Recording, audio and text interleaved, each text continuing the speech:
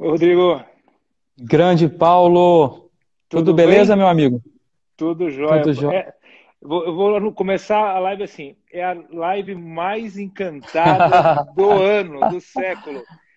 Pensa numa coisa que É, foi complicada de ajeitar. Cada semana acontecia uma coisa, sim, mas sim. o importante é que estamos aqui. Rodrigo Stoqueiro, defensor público no Mato Grosso do Sul, né? Tem que enfatizar o Sul Isso, sempre, né? Porque aí dá uma sim, briga, sim.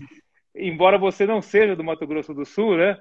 Dá uma briga É, danada com o pessoal do Mato Grosso do Sul quando a gente esquece do Sul no final. vai ter concurso aqui agora, Paulo. Se o candidato fala Mato Grosso e esquece de falar do Sul, ele está sumariamente eliminado. Sabe que numa rodada de palestras que eu fiz, eu fiz duas grandes rodadas de palestras. Rodadas que eu digo assim, percorreu o estado todo, tanto no Mato Grosso do Sul quanto no Mato Grosso. E a primeira coisa que a pessoa me orientou falou assim: olha, por favor, não esqueça de falar o do Sul quando você fizer qualquer agradecimento, qualquer anúncio, que você sai daqui vaiado. E aí, quando eu fiz lá em Cuiabá, depois no Mato Grosso, a primeira orientação assim: olha, não vai cometer a gafe de errar e falar Mato Grosso do Sul aqui, estando no Mato Grosso. Mas, Sim. enfim, seja muito bem-vindo, Rodrigo. Rodrigo, vou apresentá-lo por uma questão protocolar apenas, né? É defensor público no Mato Grosso do Sul. Tem um Instagram bastante ativo chamado No Plenário, que é justamente por onde ele está falando comigo, né? E eu vou contar, antes de passar a palavra para o Rodrigo, como eu conheci o Rodrigo. Eu, de fato, não o conhecia e eu sempre mantive muito contato com o pessoal de Santa Catarina e Rio Grande do Sul, especialmente com o Auri e com o Alexandre, né? Alexandre Moraes da Rosa. E aí a gente sempre debateu muito sobre o júri, porque eu tenho uma visão da instituição do júri um pouquinho diferente deles. Então, de vez em quando, eles me dão uma alfinetada. Eis que um dia eu estou no escritório e o Alexandre me manda um vídeo e fala assim: vai, o que você acha disso agora? Defende isso. E a hora que eu abro o vídeo, tá o Rodrigo Stoqueiro com um violão em plenário, cantando a música do Rapa, né? No plenário, né? E eu falei: meu, isso é formidável, que baita sacada. É o que eu sempre quis fazer, mas eu não sei nem tocar violão e nem cantar. E foi assim que eu conheci, né, entre aspas, o Rodrigo. E aí, evidente, fui pesquisar, fui ver quem era e me deparei, na minha humilde opinião, com um dos maiores defensores no plenário do júri. Rodrigo, para quem não conhece, e aconselho que o sigam, é um dos maiores defensores em atividade no tribunal do júri. Então, esse é o meu amigo que eu tive o prazer. Depois afinamos a amizade, depois participamos de grupos de estudo junto, de grupos literários juntos, enfim. É uma alegria enorme, enorme, Rodrigo, recebê-lo aqui para a gente fazer esse papo de júri em pleno sábado à tarde. Ah, Paulo, obrigado pelas palavras. Nem sei como agradecer a generosidade aí. Cara, tem tanta colega da defensoria que tem uma atuação expressiva no júri, sabe?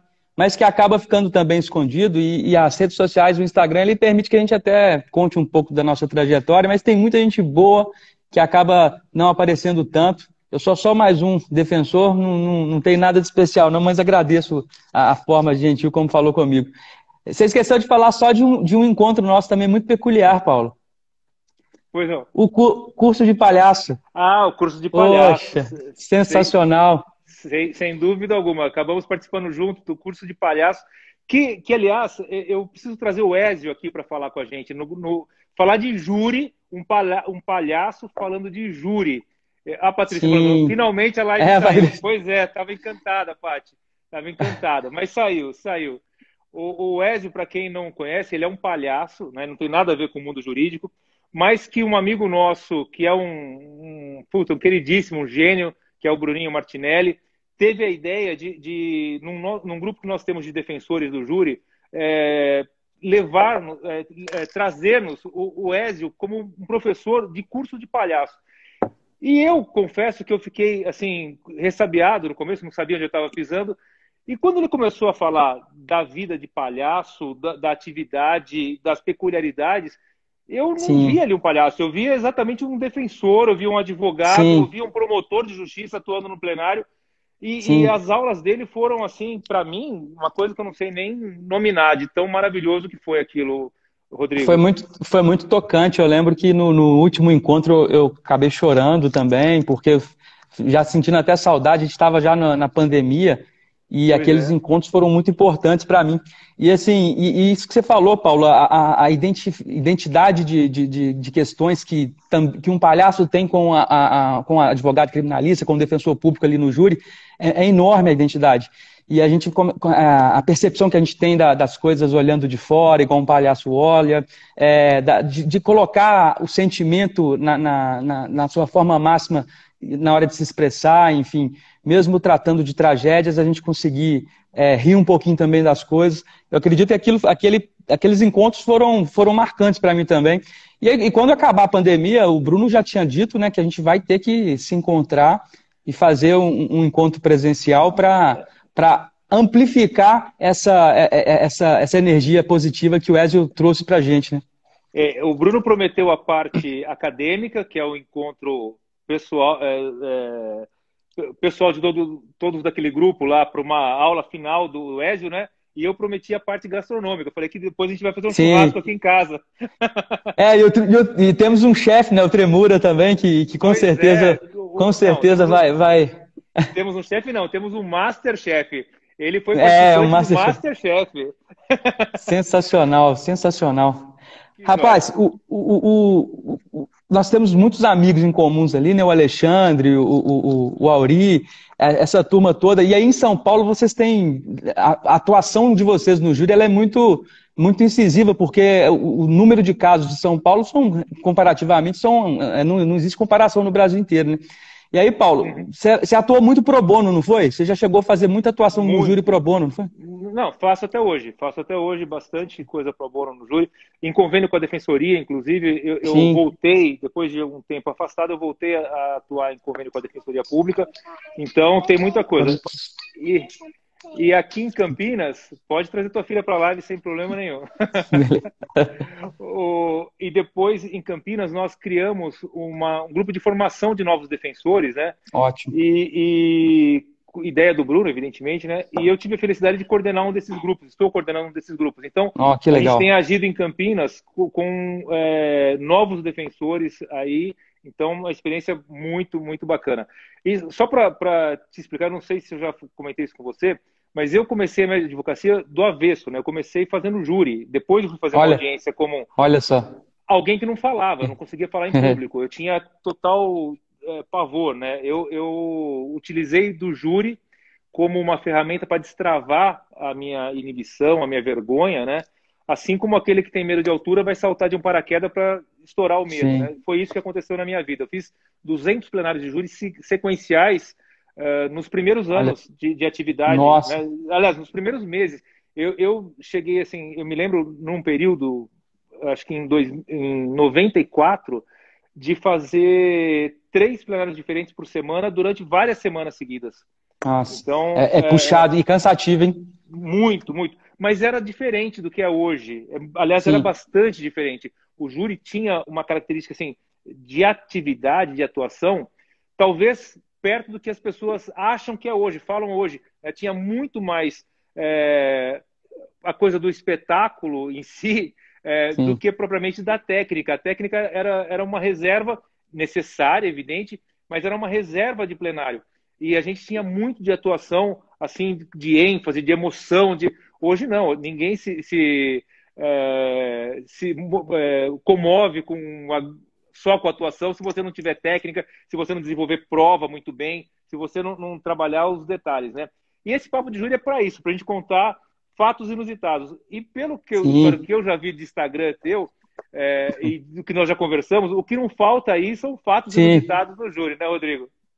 Mas eu Não, ia te pedir, se você me permitir, para começar pela história do violão em plenário, por favor. não, claro. O violão, eu gosto de tocar violão e gosto de cantar, embora desafine muito, enfim, não é minha praia o mundo artístico. Tanto é que eu tô no direito, senão, mas com certeza iria para a música. Mas eu estudava esse caso do violão, eu estava em casa estudando, e aí era um caso denso, difícil, era um réu que era era uma pessoa, eu posso dizer assim, era a pessoa perfeita para o Ministério Público, é aquele cheio de antecedentes criminais, aquele que no interrogatório a fala dele é uma fala muito crua e grossa, grosseira. Então ele não era um réu muito, muito bom para ficar sentado ali naquele banquinho dos réus. Só uma observação entre nós aqui, hoje temos um grande promotor de justiça aqui nos acompanhando e que eu vou fazer um papo de júri com ele, talvez na próxima semana, a gente está confirmando a data, que é o Rogério Sanches, está nos acompanhando aqui. Grande Rogério Sanches. Queria até saber a opinião dele, porque o que eu apanhei da comunidade jurídica por ter tocado violão no plenário não foi fácil. Mas, enfim, eu tinha esse primeiro elemento, né? Infelizmente, no júri, a argumentação ad hominem, ela prevalece, ou seja, focar na pessoa que está sendo julgada e não nos fatos em si. Então, eu já tinha esse primeiro problema para vencer, que era o foco na pessoa do réu, que era uma pessoa antipática, com muitos antecedentes criminais, e que tinha sérios problemas, sim, enfim, não era um réu bonzinho, vamos chamar assim.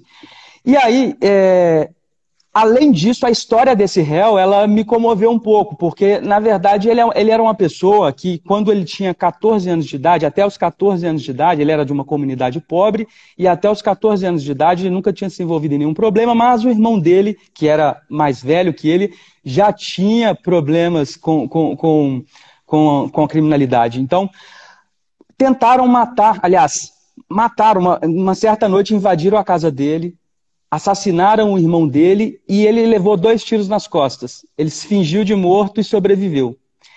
Ao sobreviver, ele virou o bicho depois daquilo. Ele, infelizmente, aquilo mudou a vida dele, ele virou parece até a música do Faroeste Caboclo. Ele virou o cara que ia detonar com todos, enfim. E aí, a vida foi levando ele para o mundo do crime, ele foi preso por outros crimes e foi cair no presídio. Estava no regime semiaberto, quando de repente quem que ele encontra lá no regime semiaberto? Exatamente o cidadão que havia atirado no irmão dele, matado o irmão dele e atirado contra ele. Ele não pensou 2 vezes, ele evadiu-se do sistema prisional, conseguiu uma pistola 9mm e descarregou nessa pessoa quando ela saía do presídio para trabalhar. Então era uma história de um ciclo de violência que parecia interminável na vida dele. E eu lembrei da música do Rapa, porque o argumento da música do Rapa, do Hey Joe, porque o Hey Joe são 2 versões. Tem a versão original, que foi imortalizada na guitarra de Jimi Hendrix, que trata de um feminicídio. Já a versão brasileira, ela trata de uma história da favela mesmo, do Henrique Meirelles contando de um cara que tinha familiares que estavam no crime e ele não, aí os familiares morreram, o irmão morreu, e ele começa a entrar no mundo do crime e vai para cima, e aí o interlocutor fala com ele, olha, também morre quem atira, sai dessa. Enfim, então eu achei que as histórias se casavam muito. E aí eu quis contar a história desse réu sobre essa perspectiva da música do Rapa. E eu estava em casa de madrugada e comecei a tocar a música, eu falei, quer saber, eu vou levar para o plenário e vou introduzir na minha defesa essa música. Engraçado que eu embora pudesse haver o pedido de clemência, ali no caso a minha ideia era mais um privilégio, sabe? Eu buscava o privilégio para tentar atenuar a situação dele, porque era um homicídio triplamente qualificado, mais porte ilegal de arma de fogo de uso restrito. E aí a ideia era basicamente o privilégio, né? Ele recebeu 2 votos para absolvição, mas o privilégio passou. O Conselho de Sentença entendeu que, muito embora ele não sofresse uma injusta agressão imediatamente, o simples recordar daquela cena trágica que aconteceu quando ele tinha 14 anos, por si só já reavivava as emoções dele. Então ele, tomado por violenta emoção, acabou ceifando a vida da vítima. Isso afastou uma das qualificadoras subjetivas, a outra foi mantida, e aí ele recebeu uma pena de 9 anos pelo homicídio e mais 3 anos 3 ou 4 anos pelo porte ilegal de arma de fogo de uso restrito. E aí eu lembro que nas primeiras matérias foram, né? O defensor tenta sensibilizar o júri e réu é condenado a 13 anos. E aí os comentários eram os melhores possíveis, né? Quem tinha que ir preso no lugar do réu era o defensor. Cara, mas foi uma experiência muito bacana, porque no plenário do júri eu entrei com o violão, Paulo, e todo mundo olhou assim, achou estranho, né, inusitado. O próprio juiz falou, o que você vai aprontar, doutor Rodrigo? Eu falei, não, nada não, doutor. E deixei o violão no canto ali, a promotora da mesma forma. E aí eu comecei minha fala, fui falando, e de repente eu já peguei o violão, já coloquei ele no ombro e comecei a cantar e fiz uma explanação final. E aquilo foi mágico no sentido de que, primeiro, as pessoas já desviaram um pouco a sua atenção do réu para o instrumento. Foi o primeiro ponto. Então, mesmo na fala do Ministério Público, eu acredito que já desviou um pouco a atenção, tanto para a acusação e tanto para o réu, e as pessoas despertou uma curiosidade para saber o que aquele violão estava fazendo ali no plenário.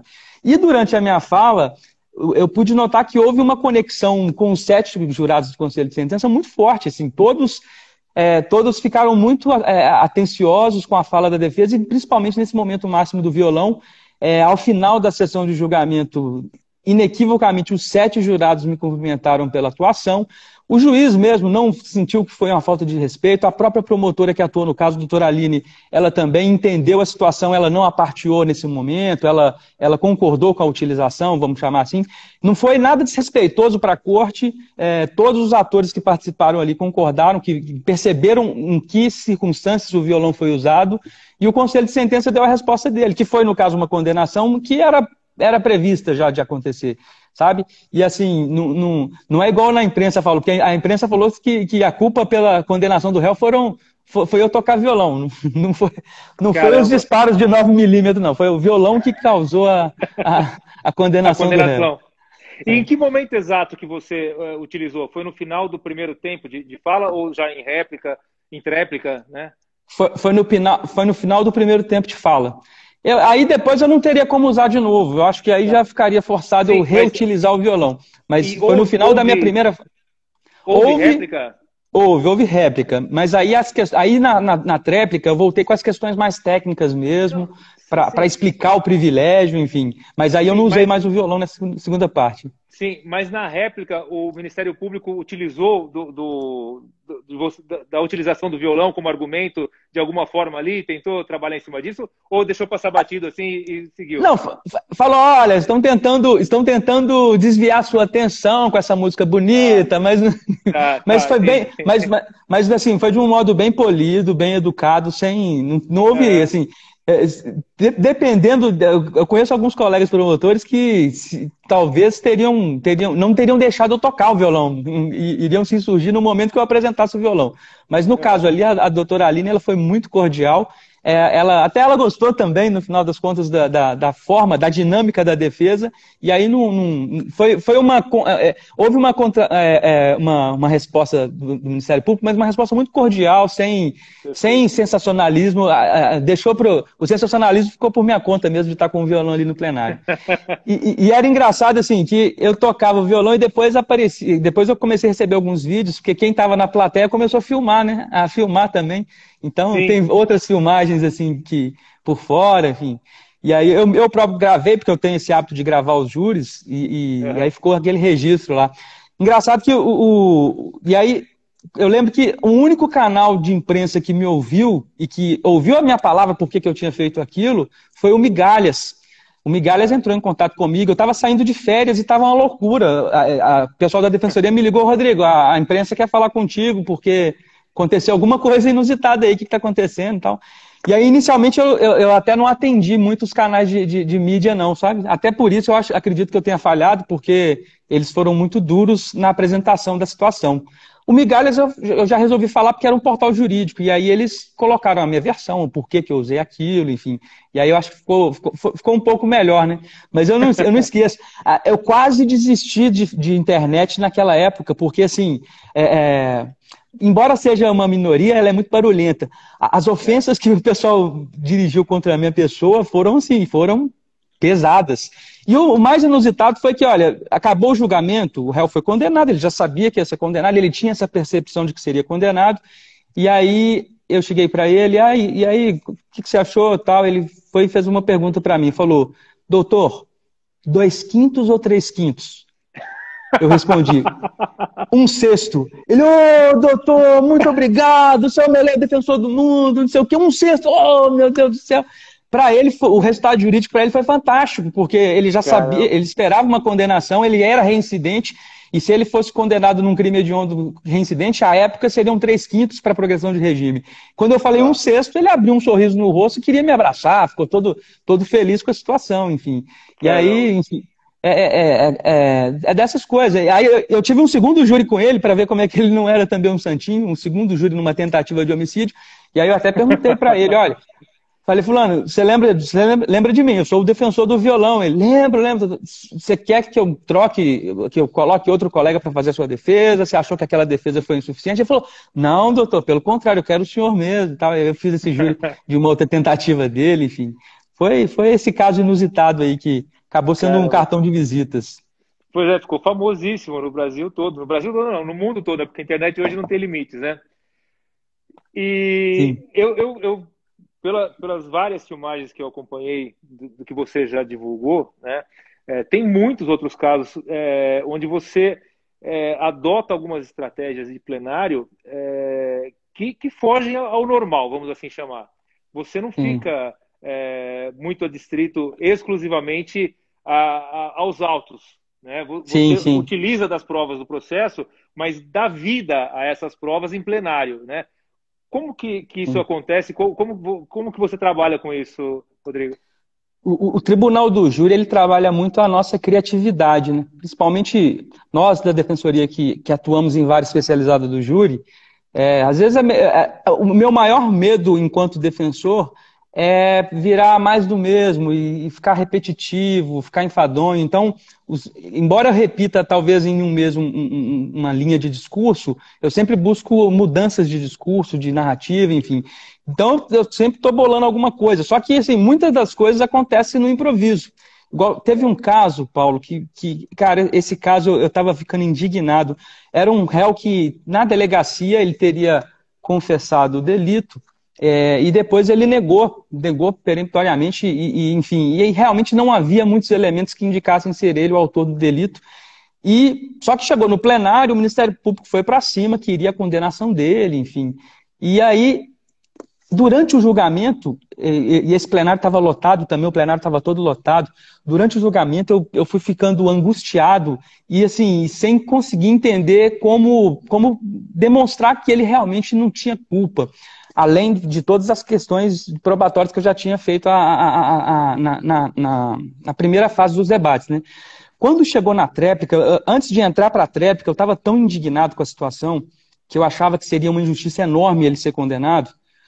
Eu virei para o PM que fazia a segurança do recinto, falei, olha, meu amigo, quando eu pedir, eu quero que você me algeme no plenário.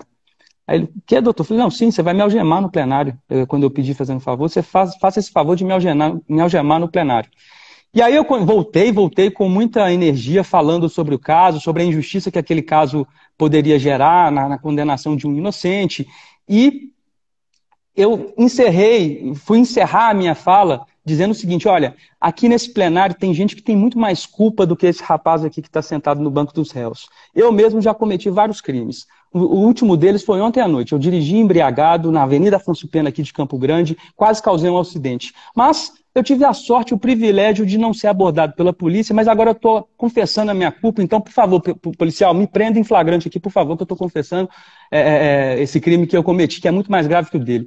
O policial foi e me algemou, e aí eu fiquei algemado terminando a tréplica.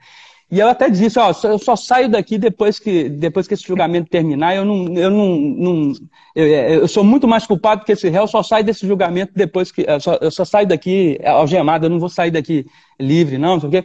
Fiz uma fala lá e sentei na minha cadeira lá, e aí o julgamento continuou, fui para a sala secreta algemado, fiquei com as algemas bem escondidinhas assim, mas fui algemado para a sala secreta, o réu foi absolvido, sabe, Paulo?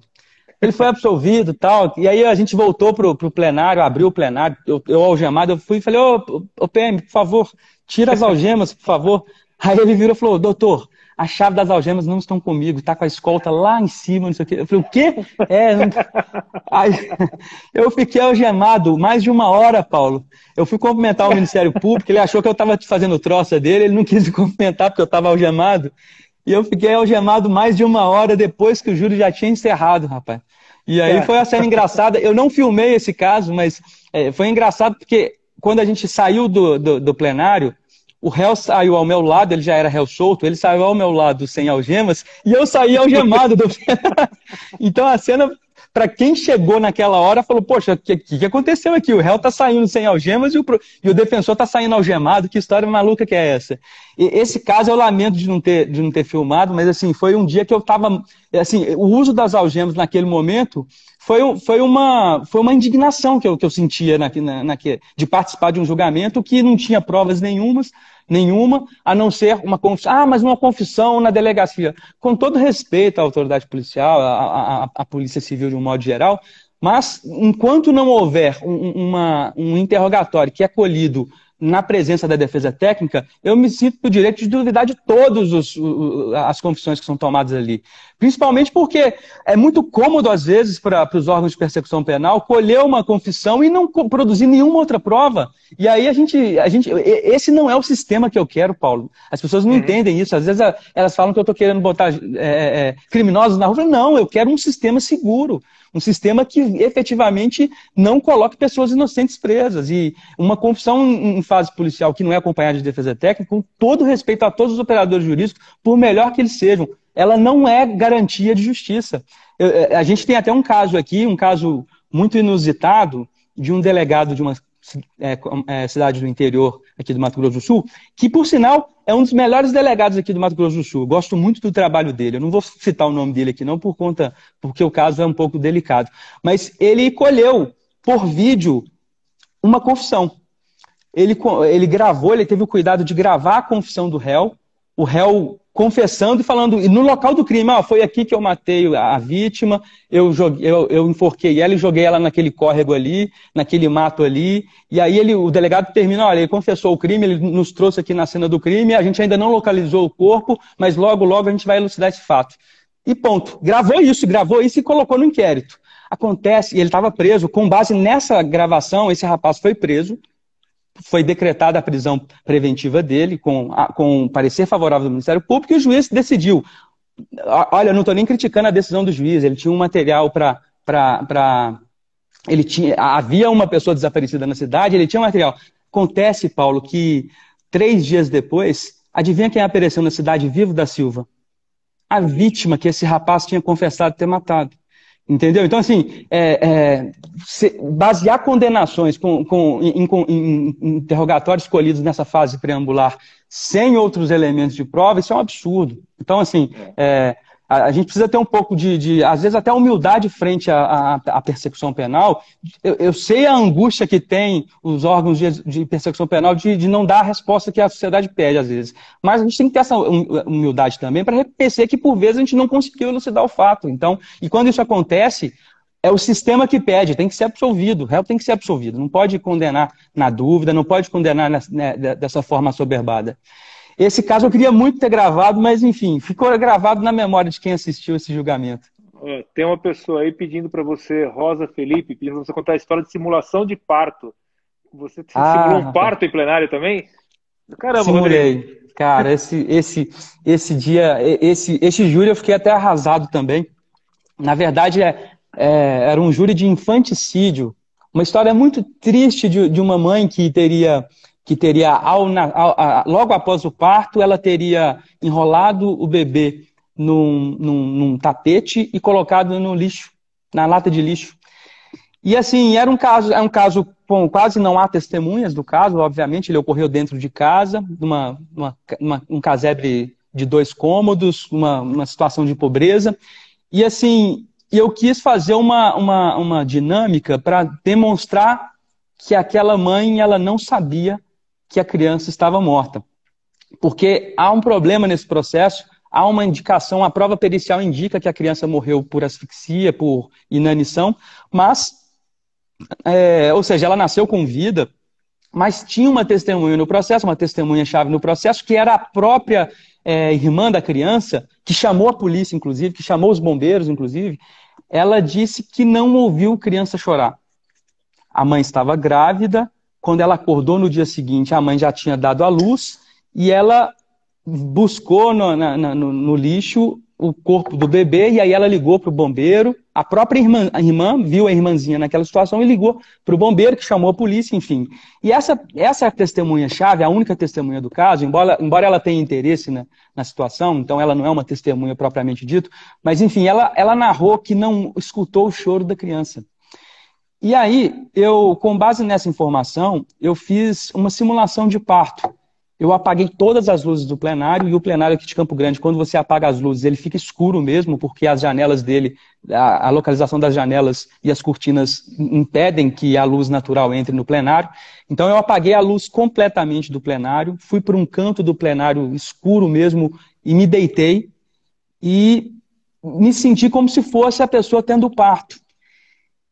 E ficou um silêncio absoluto no plenário, aí de repente eu encerro essa parte, vou até o conselho de sentença e explico para eles. Está vendo o que vocês experimentaram o parto daquela criança que, para a mãe, segundo a mãe, teria nascido, na verdade, morta, porque ao nascer, o barulho que preencheu o vazio daquela casa foi o barulho do silêncio absoluto. E aí, eu tinha conseguido também o silêncio absoluto no plenário, então acho que as pessoas entenderam ali o que eu queria, qual que era a tese defensiva, ou seja, acho que a mãe, muito embora a mãe, ela acabou levando a criança para o lixo, para a lata de lixo, em vez de chamar socorro, mas era uma mulher que tinha já outros 5 filhos, que foram criados, que 4 deles já estavam morando fora de casa, e era uma mulher que não recebeu a ajuda do Estado durante o parto, então ela estava em crise, sob efeito do estado puerperal mesmo, ela estava em crise e em depressão mesmo pós-parto, imediatamente naquele momento, então a gente não poderia julgar aquela mulher de modo natural, de modo normal. E aí, Paulo, eu lembro que aí eu continuei fazendo a explanação da defesa com a luz do plenário apagada. E aí o promotor de justiça ficou indignado e falou: tem que acender a luz, eu não estou enxergando o meu processo, eu quero ver o meu processo, não sei o quê. Só que aí já havia encerrado o caso e enfim. No final das contas, ela foi condenada por 4-3. Tá bom, Sophie, tá bom. Ela foi por 4-3, não foi favorável. E assim, mas eu acho que assim, talvez a escolha, a formação daquele conselho de sentença não tenha favorecido, porque eu falei para um conselho majoritariamente de homens.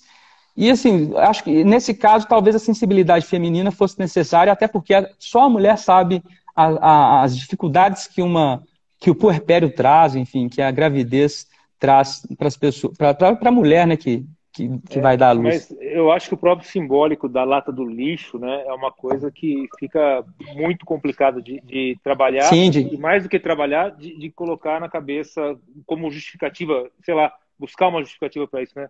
Realmente tirar leite de pedra aí na história, aí não é brincadeira, não. Sim. Eu tive um outro caso também nessa mesma linha, que foi uma tentativa, e que talvez este tenha sido o fator primordial, porque na tentativa a criança sobreviveu, mas era uma situação de pobreza extrema também, uma mãe de 7 filhos nesse segundo caso, ela e o marido foram absolvidos depois de abandonar a criança no mato, mas era uma situação completamente assim, de abandono material mesmo, e aí, nesse júri, esse júri do parto, eu esqueci de comentar também, eu estudei bastante essa questão das necessidades que a mulher tem durante a gravidez. E o remédio principal que a mulher precisa, ele não vende na farmácia. E aí eu comecei a cantar no plenário, sem violão, mas eu comecei a cantar. Love, love, love.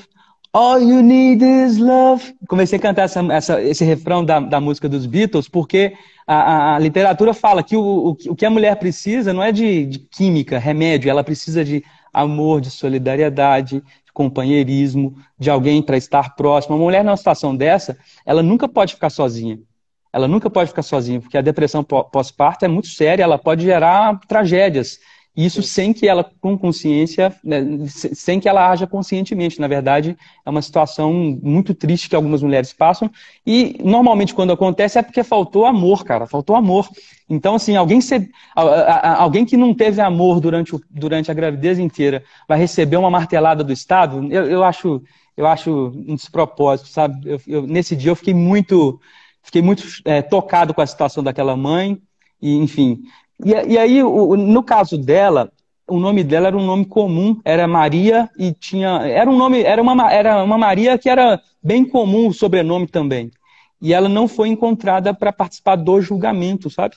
Então, e aí eu fiquei acompanhando depois que ela foi condenada, eu fiquei acompanhando, acompanhando, acompanhando até o dia que que deu o prazo de prescrição da pretensão executória para eu fazer o pedido de prescrição e aí eu voltar a ficar aliviado normalmente, porque eu Tranquilo. tenho certeza, com todo respeito, mas eu tenho certeza que ela não merecia ser condenada, embora o júri a tenha condenado naquele dia. Caramba, são histórias e histórias de bota inusitado nisso, né? E a Defensoria Pública tem essa característica, né? Porque vocês não têm muita escolha, né? Tudo que vem tem que fazer, tem que Sim, ser feito. Então, não sim. existe opção, esse eu não quero, né? Não, Talvez sim. aí, na sua escala hierárquica você tenha mais defensores mais novos que você consegue falar, olha, juvenil, toca esse aqui. Mas normalmente para o juvenil vai só o caso mais fácil, né? A gente tem essa característica de Sim. querer agarrar o caso difícil, né? Não, sim. Assim, os casos, entre aspas, mais fáceis, eles trazem mais responsabilidade, né, Paulo? Porque você visualiza um caso que você tem uma possibilidade de êxito, você fala, poxa, eu tenho que conseguir o resultado, eu não posso deixar, porque o caso que é praticamente impossível, ele te tira um pouco desse peso da responsabilidade. Talvez você Sim. não quer passar vergonha ali no plenário, porque também Aham. você não vai fazer defesa de 5 minutos, de 10 minutos, mas, mas ele acaba te tirando essa responsabilidade e aumenta a sua criatividade, porque você busca outros caminhos também, enfim. É. Pera, só um minutinho. Só um momentinho, papai está conversando contigo, tá? Desculpa. Tá bom, não vou falar mais não. Já vou. A minha criança está aqui do lado, aqui, não gostou muito da minha historinha, não, mas faz parte, né? Tá bom, faz parte, tranquilo. Cara, mas tô vendo aqui, tem a Alice, colega defensora pública lá de Recife também. Tem histórias maravilhosas, tristes e felizes, enfim. Cada lugar que a gente vai, a gente aprende algo diferente. Então, eu que sou mineiro, por exemplo, eu tive que aprender muito aqui sobre o estado de Mato Grosso do Sul. À medida que eu fui ficando aqui, eu ia aprendendo cada dia mais com a cultura local para poder saber se comunicar com os jurados também, né? Então, por exemplo, quando eu atuava no interior, eu explicava a situação de legítima defesa putativa, contando a história de como que a onça ataca os boiadeiros. Eu explicava que a onça, na Tá. verdade, ela nunca atacava por prazer ou por fome, né, propriamente dito. Aqui a onça aqui não passa fome. Mas a onça, ela tá com a cria dela em algum lugar escondida e de repente o boiadeiro passa, ela acredita, a onça no instinto animal dela, ela acredita que vai ser atacada pelo boiadeiro, aí ela faz a legítima defesa putativa. Então Putativa. eu explicava dessa forma no interior do estado, porque você precisa saber se comunicar saber a cultura local como funciona, para daí conseguir passar alguma verdade, ou pelo menos tocar melhor aquele conselho de sentença. Né? Rodrigo, deixa eu te perguntar uma coisa. O Brasil é muito grande, né? Eu comentei esses dias eu acho que com o Maris, na live que eu fiz com ele, que eu acabei aprendendo algumas coisas fazendo júri fora, né? Então, eu fiz júri no Nordeste, já fiz no Sul também, mas tem coisas que são peculiares, né? No Nordeste, por exemplo, eu fui lá, e para mim era um caso de homicídio, e quando eu cheguei para me inteirar da situação toda lá, era o que eles chamavam lá de pistolagem, né? E disseram Sim, para mim que lá é muito comum a pistolagem e tal. Aqui em São Paulo a gente tem o beabá do homicídio, o homicídio clássico, né? Com todas as vertentes, com todas as peculiaridades qualificadas, o feminicídio que agora está infelizmente uma crescente, né? Mas, enfim, Sim. aí no Mato Grosso do Sul tem alguma característica assim especial? Assim, olha, tem muito crime decorrente do contrabando, do tráfico, e aí quadrilha, isso, ou crime organizado. Tem alguma coisa que é característica da região aí? Aqui em Campo Grande, especificamente, olha que interessante. Quando eu cheguei em Campo Grande em 2015, uns processos de 2010 até 2015, havia em alguns bairros aqui de Campo Grande uma incidência alta de briga de gangues. Briga de gangues, aí teve vários processos relativos a três bairros aqui, eu não vou citar o nome em respeito àquelas comunidades, mas são três bairros muito específicos em que moradores de um bairro, de determinado bairro e de determinada gangue atacavam da outra gangue, que revidava e virava esse ciclo interminável de agressão e revide. E aí depois deu uma acalmada. Antes disso, tinha uma outra região também aqui de Campo Grande que tinha muito esse tipo de violência. E de 2016, 17 para cá, começou a haver, aliás, talvez 2018 para cá, ou 2017 para cá, começou a haver muito crime de homicídio referente à organização criminosa por conta da guerra do tráfico que está instalada aqui. Aqui na fronteira, a gente faz fronteira com o Paraguai, então a questão do tráfico de drogas ela é presente aqui. Só que antes era silencioso, sabe, Paulo? O tráfico de drogas ele não deixava muita violência pelo corredor aqui do Mato Grosso do Sul. Ele era despercebido nesse sentido. Havia muitas apreensões e prisões por drogas, mas a violência explícita não havia, não. E aí houve um evento na fronteira que acabou repercutindo. Um dos chefões, vamos chamar assim, da fronteira, teria sido assassinado, e aí uma guerra pelo controle do território aqui foi instaurada entre as duas maiores facções do Brasil. Então tem tido muito desse tipo de homicídio, que são casos difíceis, mas que assim tem acontecido com mais frequência, sabe? Então hoje em dia aqui tem havido muito desse tipo de caso e infelizmente os casos de feminicídio. O feminicídio antes ele ficava muito escondido, né? As estatísticas não eram precisas a respeito disso, então tem essa questão também. Mas é fato que pelo menos eu lembro que quando começou a pandemia, Paulo, nas 2 primeiras semanas ou 3 primeiras semanas, o índice de criminalidade aqui de Campo Grande, da cidade de Campo Grande e do estado de um modo geral, havia caído muito, sabe? Havia caído muito. Foi assim, um período sem criminalidade, assim, perto do que vinha acontecendo, a criminalidade baixou demais. Só que aí, de repente, começou um boom de violência doméstica e com eles os casos de feminicídio. Então, assim, é uma situação que é triste, culturalmente a gente ainda está muito atrasado, né? Então a gente acaba vivenciando esse tipo de situação, que é, na minha opinião, o calcanhar de Aquiles de qualquer defesa criminal. Fazer defesas de casos de feminicídio hoje é talvez a maior dificuldade do advogado.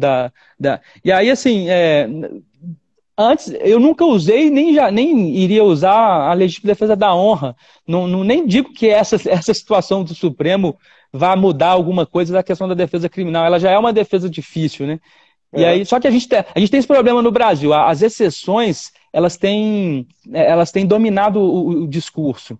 Então, quando um advogado erra no plenário e é mal educado, ou quando um defensor faz algo diferente que não seja bem visto, isso é levado para os holofotes de uma forma que parece que todo mundo faz igual. E a questão do feminicídio é a mesma coisa. Eu entendo que exista ainda um problema de comunicação dentro do júri e dentro das próprias instituições jurídicas também. Nós temos juízes machistas, temos promotores machistas, defensores, enfim, isso não é exclusividade de nenhuma categoria. Só que aí pinça-se um caso excepcional para dizer que o sistema inteiro está errado. Então, assim, a gente tem que tomar muito cuidado nesse tipo de avaliação, porque as mudanças legislativas que prometem alterar o nosso rito do júri, eu acho que vai ser inevitável, elas vão dizer muito de como vai ser o júri daqui para frente. E a gente tem que ficar com a luz amarela ligada, talvez até a luz vermelha ligada, porque a partir do momento que o Toffoli, ao julgar uma ação, ele escrachou, vou usar esse termo, ele escrachou o tribunal do júri. Sim. Ele falou que o júri é totalmente dispensável. Então a gente fica com medo do que vai ser daqui para frente, né? Eu costumo dizer que acho que na história toda nós temos quase 200 anos de júri no Brasil já, né? O completo ano que vem. E durante toda essa história, tem pessoas muito importantes, pessoas muito cultas, que são críticos do júri. E se Sim, nós colocarmos todas essas pessoas que são críticas do júri no mesmo local, nós vamos encontrar uma única característica nelas. Elas não têm vivência de júri. Quem é crítico do sim, júri não tem vivência de júri. E isso é muito desleal, sob o meu ponto de vista. Você sim, criticar aquilo que você não vive, aquilo que você não conhece. É igual o sujeito que critica o jogo de futebol, né? O comentarista, né? Pô, sim. vai jogar no lugar do cara, ver se você faria aquele gol. Vai Sim, fazer aquela defesa, ver se sim, você estaria preparado para fazer. É a mesma coisa, né? Então, é muito cômodo essa situação de criticar a instituição sem ter uma vivência. Mas quando eu digo vivência, não é aquela pessoa que fez 5 júris, 2 júris, 10, 20. Não, é a vivência do dia a dia, entender a instituição. E, por outro lado, todos aqueles que têm essa vivência no júri agem de forma irmanada no tribunal do júri. Eu sim, posso dizer que depois de 30 anos de plenário, eu nunca fiz um inimigo no júri. Pelo contrário, fiz grandes amigos, promotores, juízes, defensores, advogados. Se eu já tive rusgas com alguém, sim, já tive rusga com alguém em plenário. Mas é aquela coisa de plenário, e depois passou. Se a pessoa tiver um sim, pouquinho de consciência, acabou, acabou, e está todo mundo junto. E mesmo, eu tenho um caso curioso com um promotor específico que eu sentia que ele nunca foi com a minha cara, assim, né? Não gostava, assim, sim, talvez da forma de atuar, etc. E a gente sempre teve grandes embates em plenário. Mas chegou uma hora que eu acho que ele próprio entendeu, falou, caramba, não tem nada, tá sim, tudo certo. E depois nós nos tornamos amigos, né? Embora, assim, a gente não. É engraçado que não é na minha cidade, é uma outra cidade. Então não é aquela coisa que você tinha júri constantemente. Mas toda vez que eu ia fazer júri lá, era com ele. Porque ele era da cidade lá, né? E aí foi criando um clima meio tenso. Então, quando eu chegava lá, o próprio juiz já falava assim: Ih, hoje é dia de treta aqui no plenário, né? ah, E depois, hoje somos grandes amigos, a coisa mudou e eu acho que partiu até dele, da compreensão dele, dessa sim, sim, separação, né? O defensor em plenário, a atuação, e às é, vezes a gente tem que ser rígido, tem que ser um pouco mais enfático em algumas coisas, né? Mas o fato é que passou, passou e todo mundo é irmão nessa história aí, todo mundo sim. pertence à mesma família do Tribunal do Júri, né? Isso é muito bonito. Isso é muito bonito. Eu tenho vários casos de colegas que sempre contam isso também, Paulo. Acho que é o Euclides mesmo, que no interior ele fez um júri com um promotor que foi muito pegado, eles acabaram se ofendendo, inclusive, e aí acabou o júri, já era noite, já o júri acabou, eles foram embora do plenário sem se cumprimentar. Aí ele quer saber, ele foi passou numa conveniência, pegou um pack de cerveja lá e tocou a campainha da casa do promotor. Aí diz que o promotor já olhou com a cara fechada, né? As pessoas, ih, vai dar briga isso aqui hoje, né? E aí ele mostrou a cerveja aqui, ó, vamos conversar de verdade aqui, vamos parar com bobagem aqui. Aí eles entraram lá, se entenderam, e enfim, ficou tudo. Porque todo mundo sabe ali, a gente. Porque o Tribunal do Júri ele é muito dinâmico e assim, e é inusitado. Então, assim, eu já fui grosseiro, eu guardo, eu chamo isso de cicatriz, eu tenho algumas cicatrizes bem feias aqui. Eu já fui grosseiro com uma promotora, uma promotora mulher, e aí no júri seguinte eu lembro que eu estava tão incomodado porque eu fui grosseiro, eu assumo que eu fui grosseiro com ela, que nos cumprimentos iniciais eu fui pedir desculpa para ela e acabei chorando, porque eu tinha sido, eu tinha falhado Ser enquanto humano. colega de trabalho, enquanto ser humano, né? E aí isso acontece. Então, assim, quem está lá e atua lá diariamente sabe que está sujeito a esse tipo de situação. Então, o mais importante, eu acho que você nunca pode pisar no tribunal do júri achando que você não vai errar. A gente que está sempre no tribunal do júri, a gente, eu tenho, quanto mais júris eu faço, mais eu tenho uma certeza. Eu vou cometer deslizes em algum momento. E quando isso acontecer, eu tenho que ter a humildade de reconhecer o erro e, enfim, se tiver que pedir desculpas, enfim, enfim, tem que seguir, tem que seguir nessa toada aí, mas o que não dá, e a gente leva muito a sério isso, quando a gente fala de plenitude de defesa, muito mais que um direito do réu, é um dever para a gente, né, Paulo? Então, assim, a gente faz de tudo mesmo enfim, e aí Eu, eu, acontecem essas coisas. eu sempre conto uma história. Quem faz muito júri tem casos que você consegue e tem casos que você perde. Ponto. É Não, fato. sim, sim, Não existe essa história de o fulano só ganha júri. Não, isso é bobagem, uma grande bobagem, né? Mas é engraçado que na preparação você leva vários fatores em consideração, além de toda a prova, além de todo o estudo e tal. Mas um dos fatores peculiares desse caso específico é que eu conhecia a promotora porque ela tinha sido minha aluna. Olha E eu só. conhecia as falhas dela. Isso, para mim, talvez tenha sido o meu maior erro estratégico, de achar que conhecendo as falhas dela, eu poderia ter alguma vantagem naquilo. Porque, mais do que eu conhecer as falhas dela, ela conhecia as falhas dela. Ela sabia das dificuldades dela. E sabendo que ia me reencontrar em plenário, ela teve uma sacada brilhante que eu jamais imaginei. Ela, na época, a gente não era processo eletrônico ainda, eram processos físicos. Ela fez um joguinho de cópias das partes que diziam por si só no processo e que, de fato, não precisava ninguém falar. Aquelas fotos, aqueles depoimentos falavam por si próprio. E ela pediu para mim, eu falei, olha, eu trouxe cópia para facilitar a compreensão dos jurados, posso deixar uma cópia por cada jurado? Eu falei, claro que pode, cópia dos autos, né? E, de verdade, aquelas imagens, aquelas fotos falaram mais do que ela e me calaram muito mais do que eu poderia ser calado em plenário. E eu, óbvio, perdi aquele júri. Perdi o júri para minha ex-aluna. Paulo, eu tive um caso que um promotor, não vou citar o nome dele, não. Eu não vou dar fama para ele, não. Que ele me apartilhou tanto no júri e eu me embolei com as informações. Então ficou parecendo, durante os debates, que eu talvez não conhecesse tão bem os autos como eu queria pintar. E aí, quando eu fui fazer o júri seguinte com ele, eu já sabia que ele era assim, eu decorei, assim, número de página com informação X, eu decorei essa informação tão bem feita, assim, e aí eu fui para os debates sem levar nenhuma anotação nas mãos. E aí eu começava a falar, ele começava a falar, eu já falava, página tal, parágrafo tal, não sei o que. Eu ia falando tudo, assim, como se eu soubesse, como se eu soubesse tudo, assim, sabe? E aí eu lembro que esse júri, eu ganhei as teses, né? E aí o jurado falou, doutor, como que você sabia todas essas informações, assim, tão bem na cabeça, não sei o quê? Você mostrou muita credibilidade, falou comigo, sabe? E eu falei, tá vendo? Um dia da caça, outro dia do caçador. É verdade. Sabe que essa história do aparte é uma coisa que me incomoda desde sempre. Eu não gosto de apartear, odeio apartear, mas, evidente, também você não gosta de ser aparteado, né? Porém, a gente tem que saber utilizar o aparte a nosso favor, né? O aparte ele tem que incendiar o discurso, etc. Enfim, é isso. Rodrigo, estamos quase ultrapassando aqui nosso limite temporal que o Instagram nos permite aqui.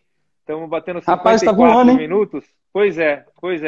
Então, eu queria deixar aí para as suas considerações finais, porque o Instagram vai nos cortar em 5 minutos e meio. Ah, tá. Cara, eu quero...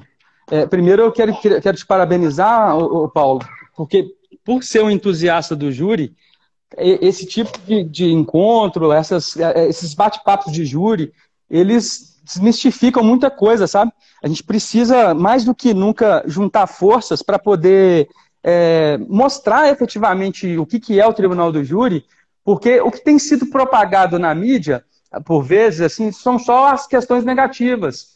E aí, engraçado que na América Latina, por exemplo, teve um movimento todo pelo juiz de garantias, e o último da fila começa a discutir isso, quando implementa o juiz das garantias, o Supremo vai lá e corta. Com o júri é a mesma coisa, houve um movimento todo pró-júri na América Latina, na Argentina, recentemente, a maioria das províncias, se não todas as províncias, adotaram o Tribunal do Júri, e a gente aqui começando a ter que trabalhar com essa questão. O caminho inverso, então, assim, a gente precisa trazer mais essas informações, enfim, esse mundo do júri real, para que as pessoas entendam por que ele é tão importante, essa participação democrática direta, essa transferência do poder direto para o povo, para poder exercer. É óbvio que o Tribunal do Júri tem problemas e a gente precisa evoluir em alguns aspectos da legislação. Mas isso não quer dizer que o Tribunal do Júri seja ruim ou que esteja enfim. E aí eu fico muito feliz de participar de um bate-papo contigo, você que é entusiasta do júri, o Bruno, todo mundo, a gente tem que trazer mais isso em pauta para a gente evitar retrocessos no campo do júri. Então, eu agradeço muito Legal. o espaço aí para poder falar de Tribunal do Júri, falar de algo que é tão caro para mim e para você também. Grande abraço. E aqui, nós vamos nos encontrar ainda pessoalmente para a gente fazer o churrasco. O Tremura vai ajudar também na cozinha, o Masterchef vai ajudar na cozinha. E, enfim, vamos programar para a gente se ver depois aí. Perfeito. Eu vou aproveitar que você deu a dica aí, embora eu não a conheça, você citou uma defensora do Nordeste, né? Isso, Alice, de onde? isso. De onde ela Recife, é? Recife. De Recife. Eu vou depois pedir o contato para ela para fazer um papo de júri com ela, porque de verdade eu tenho encontrado algumas dificuldades de colocar defensoras do júri aqui para falar.